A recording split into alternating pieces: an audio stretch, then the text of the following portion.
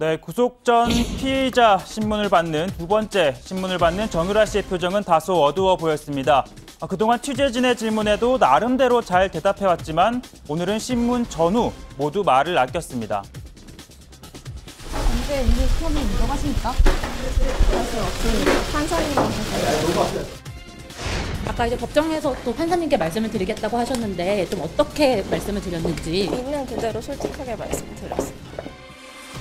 네, 검찰은 지난 3일 업무방해 그리고 공무집행 방해 혐의로 청구한 구속영장이 기각되자 이번엔 범죄 수익 은닉 혐의를 추가했는데요. 당시 강부영 판사는 현 시점에서 구속의 사유와 필요성, 상당성을 인정하기 어렵다는 기각 사유를 밝혔습니다. 그러니까 범죄 소명 부족이 아니라 가담 정도를 사유로 제시한 만큼 이번엔 새로운 혐의를 추가하는 데 주력한 겁니다. 이에 검찰은 정 씨를 3차례 더 불러 조사했고 말 관리사와 아들의 보모 그리고 주변인들을 소환해 조사했는데요. 특히 최 씨 모녀 재산 동향을 상세히 알고 있는 이상화전 KB 하나은행 지점장에 대해서도 보강 조사를 벌였습니다. 검찰은 정유라도 삼성의 지원 과정을 잘 알고 있었던 것으로 판단하고 있는데요. 앞서 삼성은 최 씨 측에 비타나 V 그리고 살 씨도 라오싱 1233 등 말 3마리를 제공했습니다. 하지만 일부 말이 언론을 통해 노출이 되자 삼성과 관계가 없는 말인 것처럼 보이기 위해 비타나 V 그리고 살 씨도를 블라디미르와 스타샤로 교환했는데요. 검찰은 이 같은 말 세탁 과정에 정 씨가 직접 개입한 것으로 보고 있습니다.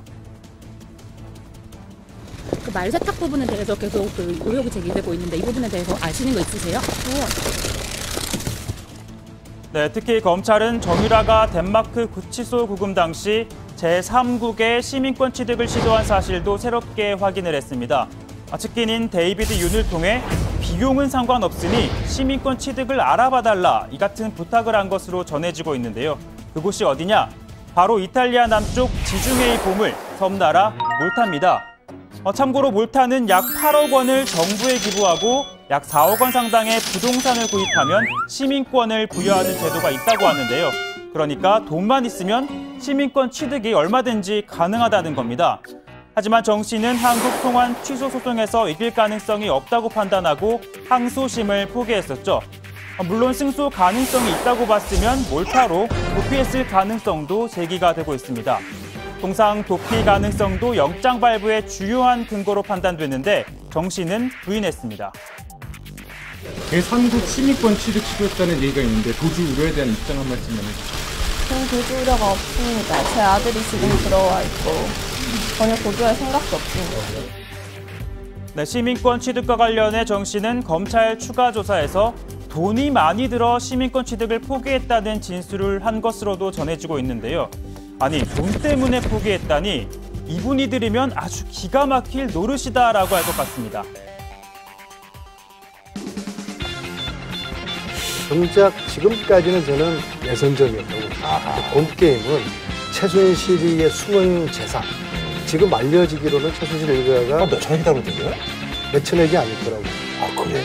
조 단일 거라고 봅니다. 그리고 거기에 상당 부분이 독일에 돈 세탁을 했다. 이미?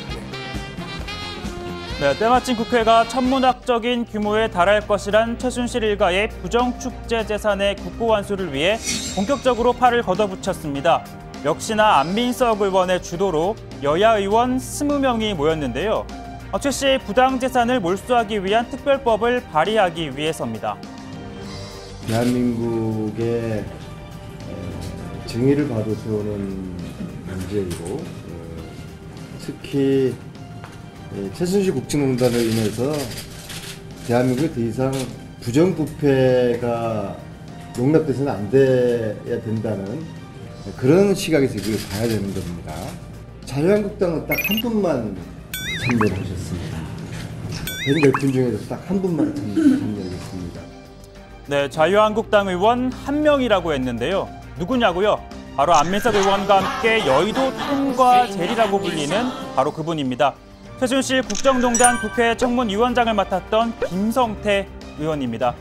네, 여튼 안민석 의원은요, 1978년 미국이 발간한 프레이저 보고서를 근거로 최 씨 일가의 재산이 박정희 정권에서 시작됐다고 보고 있습니다. 석유 도입 차액, 그리고 대일 청구권 자금, 베트남 참전 보상금 등이라며 관리는 박근혜 전 대통령과 이후락 전 중앙정보부장이 맡아왔다고 주장하고 있는데요. 그리고 이후 축적된 되사는 현금과 부동산, 증권 형태로 유럽 여러 국가에 나눠져 있다고 보고 있습니다. 이로써 정유라의 구속 전 피의자 신문은 약 2시간 30분 만에 끝났는데요.